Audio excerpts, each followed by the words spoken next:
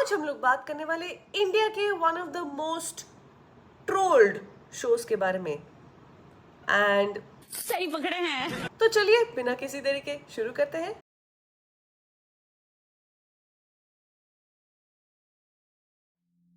Okay, so story time. जब मैं approximately 8th या 9th स्टैंडर्ड में थी, ये उन दिनों की बात है जब ना तो कोई नेटफ्लिक्स था, ना तो कोई मतलब यूट्यूब था, लेकिन ऑब्वियसली जियो का इंटरनेट नहीं था, ना तो कोई अमेजॉन प्राइम और आपकी कोई वेब सीरीज वगैरह, ये इन सब का एरा नहीं था। प्रॉपर जियो भी नहीं था, प्रॉपर स्मार्टफोन्स भी नहीं थे, 3G का एरा था। मैं और मेरी पूरी फैमिली बैठकर हर रात 9 बजे एक शो जरूर देखा करते थे और वो था none other than Bigg boss.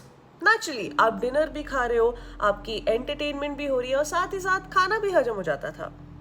And then the next day मैं और मेरे बाकी सारे स्कूल के फ्रेंड्स जैसे ही स्कूल की बस में चढ़ते थे, हम लोग सब पिछला एपिसोड बिग बॉस का जरूर डिस्कस करते थे। पता भी नहीं चलता था कि कब स्कूल आ गया है, चाहे वो स्कूल की बस में हो या तो रिसेस पीरियड के दौरान हो। हम लोग बिग बॉस का एक एपिसोड या पिछला एपिसोड या कोई भी एक कंटेस्टेंट के बारे में जरूर डिस्कस करते थे। Cut to 2024। बिग बॉस आज की डेट में सबसे ज्यादा ट्रोल्ड, सबसे ज्यादा रोस्टेड एंड सबसे ज्यादा क्रिंज वर्दी इज ऑल्सो एन अंडरस्टेटमेंट। लेकिन अगर मैं माइल्डली कुछ बोलना चाहूँ, then let me put it across like this: Bigg Boss has become one of the most disliked shows on the Indian television. I am not saying कि सारे लोग big boss को हेट करते हैं, लेकिन कहीं ना कहीं बिग बॉस का जो चार्म था, बिग बॉस का जो एक क्लास था, जिसकी वजह से लोग अक्सर बिग बॉस के कंटेस्टेंट से कनेक्ट कर पाते थे, वो बहुत ही ज़्यादा धीरे धीरे करके आज की डेट में लूज हो गया है।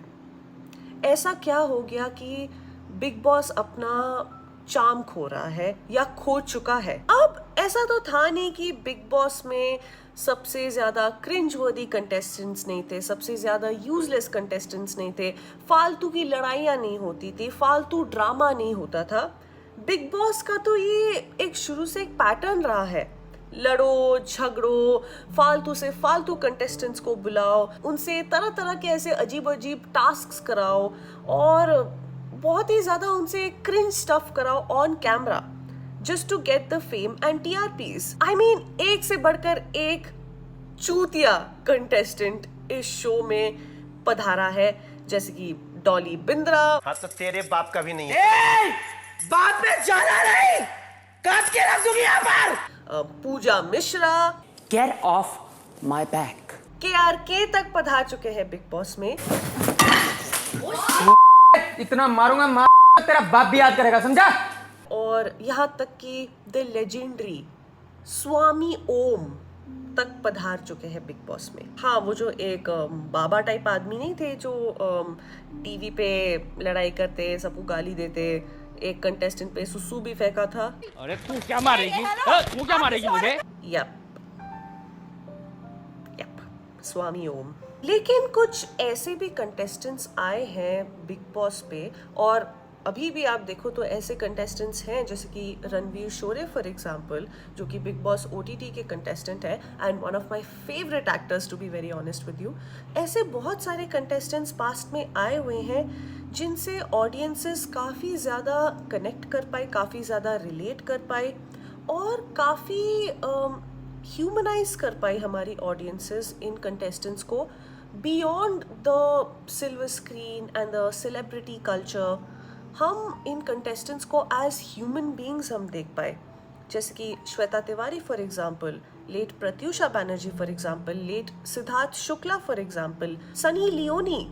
इनफैक्ट सनी लियोनी को लोग इसलिए ज़्यादा जानने लगे क्योंकि she was a contestant in Bigg boss.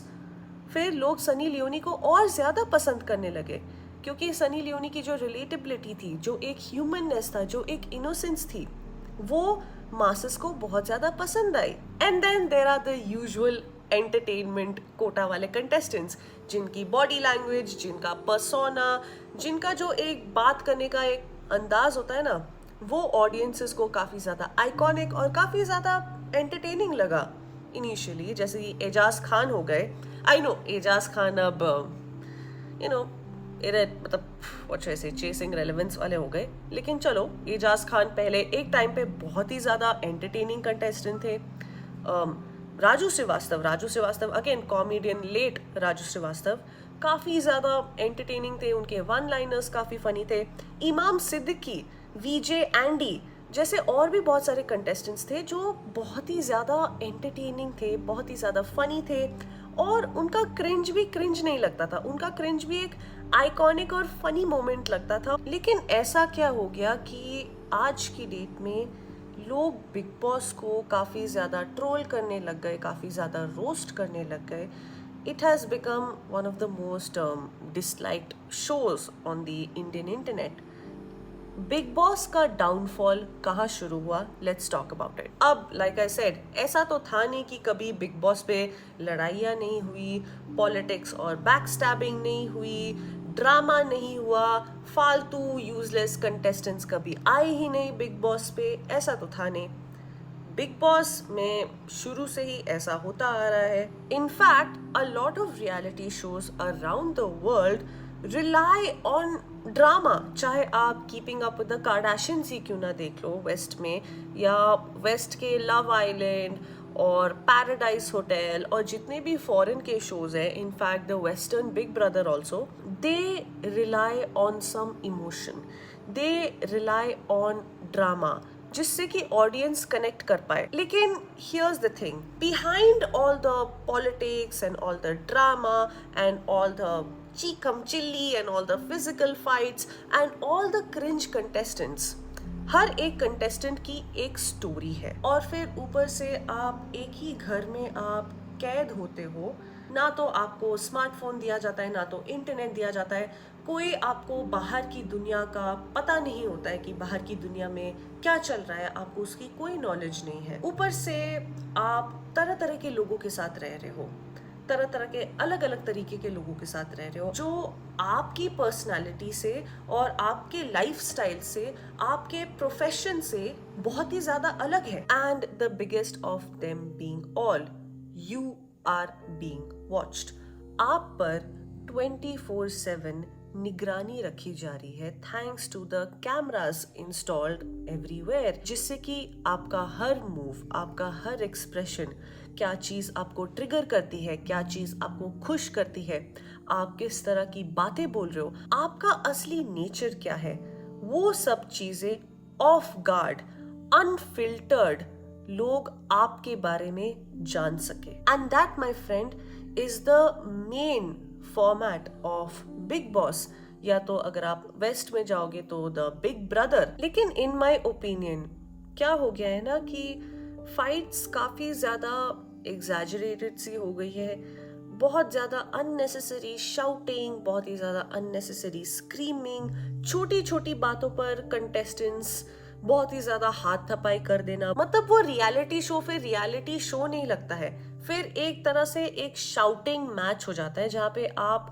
गाली गलौज करते हो, जहाँ पे आप माँ बहन की गाली देते हो, जहाँ पे आप एक दूसरे को मारते हो, जहाँ पे आप एक दूसरे पर बोतल फेंकते हो, just to gain some TRPs। और तो और जो टास्क्स बिग बॉस में होते हैं वो काफ़ी ज़्यादा अनइंटरेस्टिंग हो रहे हैं आज की डेट में, काफ़ी ज़्यादा अनएंगेजिंग हो रहे हैं, और कई बार तो टास्क्स मानो होते ही नहीं है, तो लोग नेचुरली बहुत ही ज़्यादा वेले हो जाते हैं, और इसी बहाने लोग क्या करते हैं, लड़ लेते हैं आपस में। However that is also not really the point.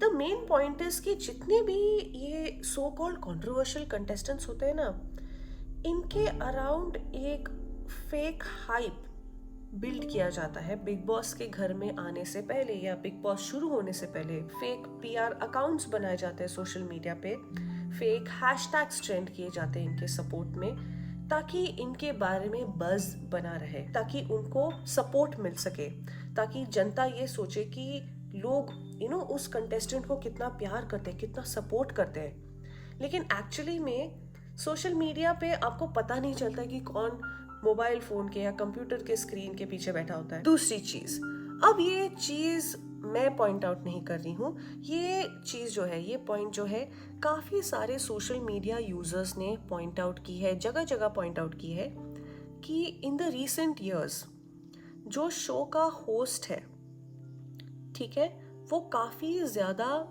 Biased नजर आने लग गया है, काफी ज्यादा बायस्ड हो गया है, स्पेशली टुवर्ड्स जो लोग, जो कंटेस्टेंट्स हैं हु कम फ्रॉम बॉलीवुड और हुआ फ्रॉम पावरफुल पोजीशंस इन बॉलीवुड, जैसे कि पूजा भट्ट का एग्जांपल, जो कि महेश भट्ट की बेटी है, राइट। चाहे पूजा भट्ट की कितनी भी गलती क्यों ना हो, जो होस्ट है सलमान खान है, वो पूजा भट्ट को बहुत ही माइल्डली स्कोल्ड करते हैं, ज्यादा डांटते नहीं हैं, कई बार डिफेंड करने लग जाते हैं। Sajid Khan who is me too accused, Sajid Khan ने कितनी न जाने कितनी एक्ट्रेसेस को एक्सप्लॉइट ही क्यों ना किया हो, लेकिन बिग बॉस के घर में साजिद खान को क्यों बुलाया गया है? क्योंकि साजिद खान की इमेज का वाइट वॉश करना है, साजिद खान की कोई गलती नहीं है, साजिद खान को अपेरेंटली ह्यूमनाइज करना है। और इस चक्कर में जो बॉलीवुड बिगीज, जो अब नॉट वेरी रेलेवेंट हो गए हैं, जो बिग बॉस के घर में आ गए हैं, जो बहुत ही पावरफुल पोजीशंस होल्ड करते हैं बॉलीवुड में, उनको बहुत ही ज्यादा लीनियंट ट्रीटमेंट मिलती है। और अगर कोई दूसरा कंटेस्टेंट जिसकी कोई गलती ही ना हो, जिसको प्रोवोक किया गया हो, जिसने टास्क में बहुत ही अच्छे से पार्टिसिपेट ही क्यों ना किया हो, उसको बहुत ही ज्यादा रैश ट्रीटमेंट मिलती है। तो इससे क्या पता चलता है कि जो बिग बॉस का जो होस्ट है, जो बिग बॉस का जो एक फॉर्मेट है in the recent years, that has become very biased. Third thing, और ये चीज हमको हर भारतीय रियलिटी शो पर अक्सर देखने को मिलती है, this is the staple formula of every Indian reality show, which is over acting and struggle stories. Now I have nothing against people जो गरीबी से उठ के आते हैं या जो बहुत स्ट्रगल करके आते हैं, उनके भी अपने स्ट्रगल्स होते हैं। And let's be very honest, हमें किसी की गरीबी का या हमें किसी की स्ट्रगल का मजाक उड़ाने का कोई हक नहीं बनता है। और अगर कोई स्ट्रगल करके आया भी है, स्ट्रगल करके अपने आप को फाइनेंशियली इंडिपेंडेंट करता है, अपने फैमिली को गरीबी के शैकल से हटाता है, अपनी फैमिली को एक न्यू लीज ऑफ लाइफ देने की कोशिश करता है, उसमें कोई बुराई नहीं है। लेकिन बात तब आ जाती है जब आप सिर्फ और सिर्फ सिंपैथी पर रिलाय करते हो अपने आप को सस्टेन करने के लिए, या तो आप ऐसी ओवर एक्टिंग करते हो मोर ऑफ, जैसे कि शहनाज गिल करती है कि बहुत ही स्वीट, बहुत ही इनोसेंट, बहुत ही ज्यादा अपना स्वीट और इनोसेंट वाला जो एक फसाड होता है वो ओवरडू करती है। एंड लाइक आई सेड, ये सिर्फ हमने बिग बॉस में नहीं देखा है, ये हमने इंडियन आइडल जैसे शोज में भी देखा है कि जो कंटेस्टेंट होता है वो बहुत ही गरीब परिवार से होता है, अपनी गरीबी के बारे में बहुत ज्यादा आंसू बहा रहा होता है, जजेस भी रोने लग जाते हैं, और फिर एक वीडियो क्लिप प्ले होती है जहाँ पे जो पेरेंट्स होते हैं वो लेबरर्स होते हैं और वो अपनी डेली स्ट्रगल की कहानियां बता रहे होते हैं, ताकि ऑडियंसेस बहुत ज्यादा सिंपैथेटिक फील कर सके उस कंटेस्टेंट के बारे में और उसको एंड में वोट कर सके।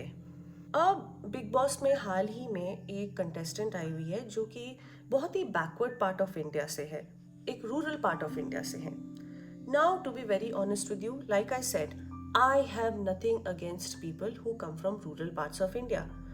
मैं किसी भी गांव वाले को या जो गांव से आता है उसको नीचा नहीं दिखाती हूँ, ना तो ये वीडियो इस इंटेंशन से बनाया गया है कि जो भी गांव से आया हुआ है उसको नीचा दिखाओ, ऐसा कोई इंटेंशन नहीं है इस वीडियो का, ना मेरा। लेकिन लिमिट्स तब क्रॉस हो जाती है जब ये जो गांव से आई हुई जो कंटेस्टेंट होती है ये ऐसे दिखाने की कोशिश करती है कि जो गांव वाले होते हैं ये कंप्लीटली अनअवेयर होते हैं of hand wash, of face wash, of the clothes that people wear, और बहुत ज्यादा ओवर एक्टिंग हो जाता है। वो ये हैंड वॉश होता है, ये फेस वॉश होता है, ऐसे कपड़े पहनते हैं, बहुत ही ज्यादा वो ओवरडू लग जाता है। फिर वो लगता है कि आप ओवर एक्टिंग कर रहे हो, और फिर आप एक तरीके से गांव वालों के बारे में भी एक स्टीरियोटाइप क्रिएट करने की कोशिश कर रहे हो कि गांव वाले तो बहुत ही बुद्धू होते हैं, गांव वाले तो ये सब फेम के लिए कर रहे होते हैं। एक बहुत ही नेगेटिव कॉनोटेशन हो जाता है about people living in rural India. The main intention behind big boss was कि कैसे अलग अलग तरीके के लोग एक घर में एक साथ एज अ फैमिली रहते हैं। अलग अलग प्रोफेशंस के लोग, अलग अलग लाइफस्टाइल्स के लोग, अलग अलग वॉक्स ऑफ लाइफ के लोग कैसे एक दूसरे के साथ मिलके रहते हैं, किस तरीके से लोग सर्वाइवल के लिए कुछ भी करने को तैयार हो जाते हैं। लेकिन अब बिग बॉस क्या हो गया है, सिर्फ एक ट्रैश टीवी रियलिटी शो जहाँ पे हर कोई contestant, I am not saying कि वो कंटेस्टेंट अच्छे हैं बुरे हैं, लेकिन हर कोई fame hungry contestant big boss में आ जाता है, फिर उसके बाद वो फेमस हो जाता है, म्यूजिक वीडियोस करने लग जाता है। एक तरीके से एक एम्प्लॉयमेंट स्कीम हो गई है कि अगर आप वेले हो, फालतू हो, बिग बॉस में चले जाओ, आपको पैसे भी मिलेंगे, आप क्रिंज हरकतें करो, उन क्रिंज हरकतों की वजह से आप पॉपुलर हो जाओ, फिर आप बहुत ही ज्यादा फेमस हो जाओगे। और ये सिर्फ और सिर्फ बिग बॉस की कहानी नहीं है। काफी सारे रियलिटी शोज जैसे कि टेम्पटेशन आइलैंड हो गया, स्प्लिट्सविला हो गया, रोडीज हो गया, ये सभी house based reality shows, multiple contestant based reality shows, I would like to call it out, ये सब इसी प्रॉब्लम से जूझ रहे होते हैं। Dance reality show, singing reality show में एटलीस्ट ये हो जाता है कि आप डांस देख रहे होते हो, आप स्किल देख रहे होते हो, आप टैलेंट देख रहे होते हो। कौन बनेगा करोड़पति जैसे रियलिटी शोज में भी स्ट्रगल की कहानियां आ जाती है, लेकिन आपको जनरल नॉलेज भी मिलती है, जो सवाल पूछे जाते हैं आपको कुछ सीखने को मिलता है। लेकिन with shows like Roadies, big boss, Splitsvilla, temptation island, बहुत ही ज्यादा एक सुपरफिशियल लेवल पे लोग फेम अचीव करने की कोशिश करते हैं। बहुत ही ज्यादा बिचिंग, फाइटिंग, बहुत ही ज्यादा अननेसेसरी हाथ तपाई, गाली गलौज, क्रिंज हरकतें, क्रैश हरकतें। ऑडियंसेस आज की डेट में उन सब चीजों से बहुत ज्यादा इवॉल्व कर चुकी है। Why do you think shark tank India जैसा रियलिटी शो आज की डेट में 2 डिक्लाइन पे है लेकिन स्टिल पॉपुलर है? क्योंकि लोग शार्क टैंक इंडिया से फिर भी लोग कुछ सीख रहे हैं, लोग स्टार्टअप्स के बारे में जान रहे हैं, लोग अपने आप को एजुकेट कर रहे हैं, कौन सा स्टार्टअप कितना वर्दी है इन्वेस्टिंग के, किस तरीके से आपको इन्वेस्ट करना चाहिए, लोग वो सब सीख रहे हैं। आज की डेट में ऑडियंसेस ऊब चुकी है एक ऑमलेट के पीछे लोग झगड़ा करते हुए लोगों को देखकर। आज की डेट में ऑडियंसेस बोर हो चुकी है किंग और क्वीन और प्रिंस और प्रिंसेस, कौन लव मेट करेगा, कौन आपका मैच होगा, इन सब चीजों को देखकर ऑडियंसेस बहुत ज्यादा बोर हो चुकी है। So that's it. I hope कि आपको ये वीडियो अच्छा लगा हो। आपकी क्या राय है on the downfall of Indian reality TV shows? Please do leave your thoughts and suggestions in the comment box below. Make sure to subscribe to my channel. Make sure to click on the bell icon ताकि आप मेरी हर video के लिए notified रह सके।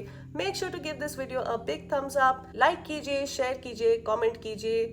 Bye bye.